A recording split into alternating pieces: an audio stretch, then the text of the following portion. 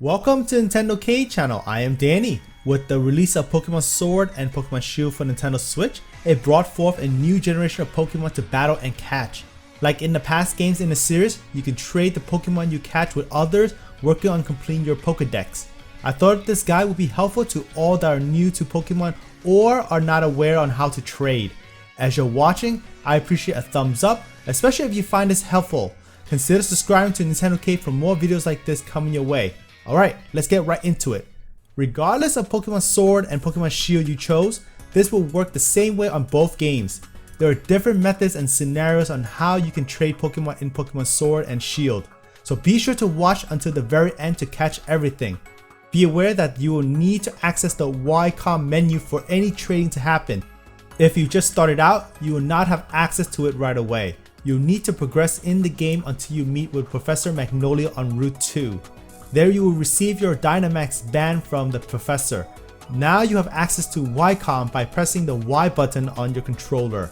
To trade locally with other players, start by opening the Ycom menu, select the Link Trade option, then select Start Trading in the sub-menu. The game will back out of Ycom and you'll know it is searching for nearby players from the bottom left corner message. This method will allow you to trade with anyone nearby that have set up their game in this method. Once they have found someone, you'll be brought back to your inventory of Pokemon you caught. Select the Pokemon you want to trade, and you will see the one you will receive in return. An animation of the trading process will play out and the Pokemon's data will be registered to your Pokedex. The next method is to trade locally with a specific person. Both players need to access the Ycom menu, then select Link Trade. In the sub-menu, select Set Link Code. Both players need to input the same 4-digit number for it to work. The game will back out to the world and you will search for the player with the same corresponding link code. Once found, you can trade Pokemon in the same manner as the previous method. Be aware, local trading does not need internet connection. It relies on local communication between Nintendo Switch systems. Now on to trading Pokemon with other players through the internet. Keep in mind that all online methods will require you to have an active Nintendo Switch Online service. To trade with random players, first access the Ycom menu, press on the plus button on your controller to connect to the internet, then select Link Trade and select Start Trading in the sub-menu. You will then be paired with a random person to trade with. The rest of the steps should be the same as the method shown earlier. Next online method allows you to trade Pokemon with an intended player of your choice, such as a friend or family.